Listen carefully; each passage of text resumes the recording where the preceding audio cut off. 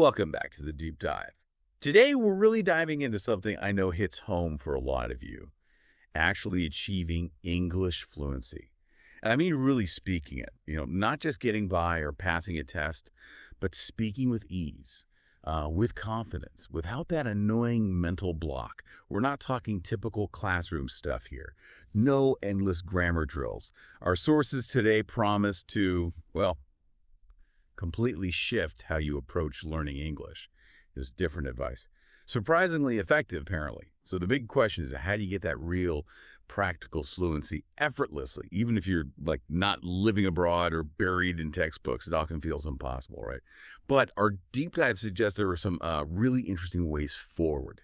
Okay, let's unpack this. Yeah, and what's fascinating here is that these aren't just theories. These ideas come from someone who actually done it, tested these methods on themselves and helped loads of others too.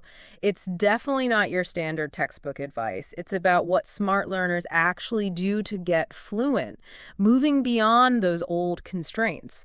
This really isn't just about language learning per se, it's more fundamental. It's about changing your whole approach to learning itself. Right, and the sources lay out 5 really powerful steps. Steps that, if you follow them, are meant to make your English almost automatic. So let's jump in. Step 1, they call it the biggest shift. And it's something most people just don't do. It challenges that common way we think when trying to speak another language. Exactly. The big problem, as the source puts it, is like having a Google Translate running in your head constantly. Think about it. You hear English, right? And your brain instantly flips it into your native language. Then you figure out your reply in your language and then translate that back into English before you say anything. Whew, that whole back and forth is just cumbersome. It slows you down massively, takes up so much mental energy, and stops you sounding natural. It's like trying to run with your shoelaces tied. You just keep tripping up. Oh, I completely recognize that feeling. It's like a mini conference call in your head for every single sentence. Yeah. So how do you stop that? How do you actually train your brain to just stay in English? Sounds simple, but feels like a huge leap. Well, the advice is very practical, but yeah, it does take consistent effort. You have to start small, build the habit. The best way is this constant internal English monologue. Just look around you, wherever you are right now, describe what you see silently in English. Simple things. My coffee cup's empty, or need to get more milk later, or that sky looks a bit gray. Or if you're planning something, think it through in English. Okay, first emails, then maybe a walk. It doesn't have to be complicated stuff. The point is just building that habit. Direct English thought, no translation step. And the source is really clear. Once you cut out that mental translation, everything speeds up, becomes more fluid. It genuinely frees up so much brain power. Wow, just stopping the translation speeds things up. That sounds incredibly efficient. Yeah. Exactly what people want, that effortless feel. But okay, what about actually making the sound, the physical part? That brings us to step 2, right? Shadowing. Our sources say this technique changed everything for the expert. It sounds really active, maybe a bit unusual. Shadowing is, it's incredibly effective. And it taps into something we often forget about language. The performance aspect. It's not just repeating words you read, it's about performing them. So imagine you pick a short video clip, maybe just 10, 20, 30 seconds long. Your job. Repeat exactly what the speaker says. Same words, same speed, same rhythm, and this is key, same emotion. You're basically mimicking everything, like a vocal actor. Okay, so practically speaking, Yeah. am I just mumbling along to a YouTube video? Mm-hmm. Or is there a specific way to do it to steal fluency? I love that phrase, stealing fluency like an actor. Yeah, it's a great phrase. And no, it's more focused than just mumbling. The process is pretty specific. You play the clip, listen really carefully, get the nuances, then pause. Then you say the line exactly how they did. If they sounded surprised, you sound surprised. If they whispered, you whisper. If their voice goes up at the end, yours does too. You might need to do the same little clip like dozens of times until you really nail their delivery. What you're doing is training your mouth, your tongue, lips, vocal cords, and your brain to physically move like a native speaker's. You're building muscle memory for the sounds and the flow of English. And the really interesting insight here is you're not learning like a student, picking apart grammar rules, which is slow analytical work. You're literally embodying the sounds and rhythms. You're kind of bypassing the analytical brain and going straight for the muscle memory and the feel of the language. Here's where it gets really interesting. Stealing fluency like an actor. That image is so powerful. It completely reframes learning as like a performance. That feels like a huge aha moment for anyone who's felt their speech is kind of clunky, even if they know the grammar. It's about sounding right. Exactly. It's moving from just knowing about the language to actually doing it.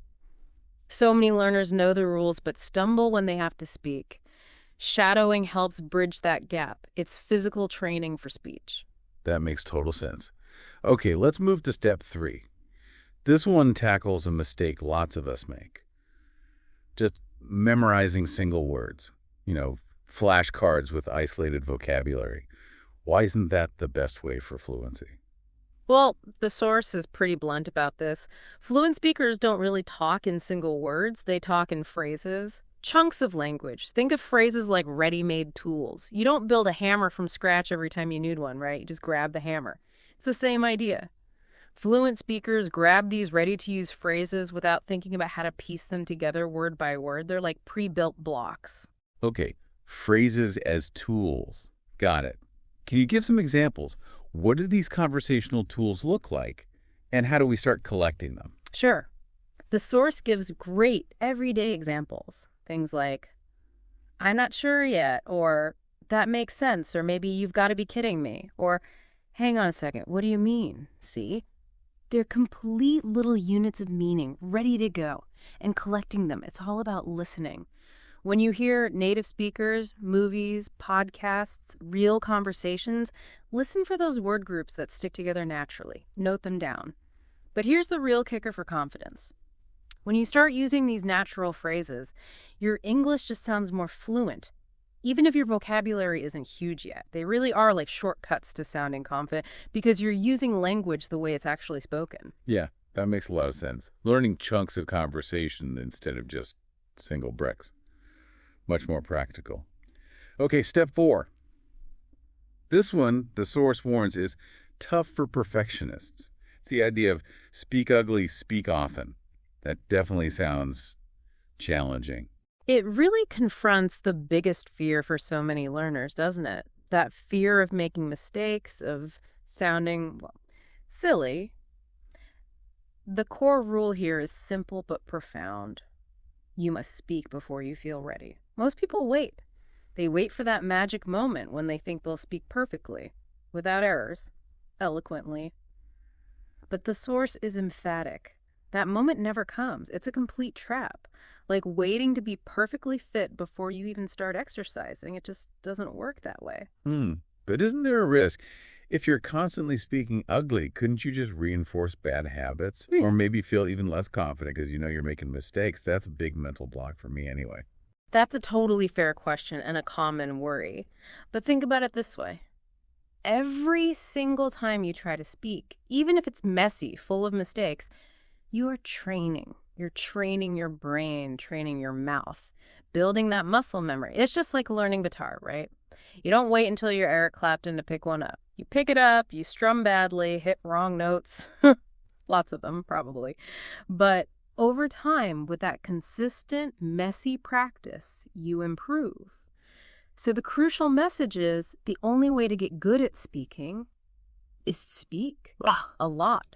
Even when it's messy, actually, especially when it's messy, because that's where the real learning happens. You adapt, you figure things out. It's about momentum, pushing past that self-consciousness.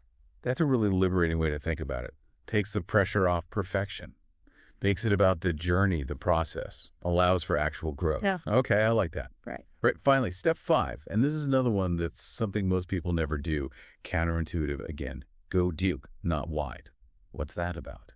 This pushes back against that common idea that fluency just means knowing more and more and more words, like tens of thousands of them. The source argues fluency isn't about knowing 10,000 words vaguely. It's much more about knowing, say, 1,000 words really well. And the key part, being able to use those 1,000 words confidently, naturally in different situations, without having to think too hard. Think about it. How many words do you kind of recognize versus how many can you actually use smoothly in a conversation? There's usually a big gap. Definitely. So how do we actually do that? Go deep instead of just collecting vocabulary like stamps. Yeah. My first instinct is always, oh, I need more words. Yeah, it's a common instinct. But instead of trying to learn every new word you bump into, the idea is to take a small group, maybe just 5 or 10 words you encountered recently, and really focus on those. Go deep. Don't just look them up once. Try to use them in sentences. Throughout your day, listen for them. Find examples online or in podcasts. Say them out loud, again and again. Make them feel natural. You could even try writing a little paragraph or story using just those few words. The aim is to make those words truly part of your active, usable English, not just passive knowledge. The source uses a swimming analogy. You don't need to explore every inch of the swimming pool to be a confident swimmer. You just need to know how to stay afloat and move around confidently with the skills you have. So fluency here is about confident application, mastering what you know rather than constantly chasing more quantity. Wow. Okay, this whole deep dive has really painted a different picture of fluency. Much more practical, less intimidating, and honestly, way more interesting than the usual advice. So what does this all mean for you listening right now? How do we pull this together? Well, the source gives a great definition of fluency. It's not about perfect grammar. It's not about test scores. It's simply about functioning in English. Thinking, reacting, expressing yourself without that fear, without that mental translation, grinding everything to a halt. And the 5 steps to get there. 1. Think directly in English. 2. Shadow native speakers like an actor. Copy the sound, the rhythm, the feeling. 3. Use real phrases, those chunks of language, not just single words. 4. Speak often, speak ugly. Embrace the messiness, that's the training ground. And 5. Go deep with vocabulary, not wide. Master what you learn. Exactly. Do these consistently, and the sources suggest your English starts to become automatic, natural, fluent. And, this wisdom, it isn't just about learning English. It's a pretty powerful lesson about questioning conventional wisdom in, any kind of learning. This raises an important question. How many other things could we learn better using these kinds of untextbook methods? Think about it. What if you approached learning a new skill or tackling a work challenge with this same mindset, embracing imperfection, focusing on doing rather than just knowing, going deep on the essentials? The potential for these unconventional approaches to unlock new skills, new opportunities, maybe even new worlds, not just new conversations, that's really something worth thinking about.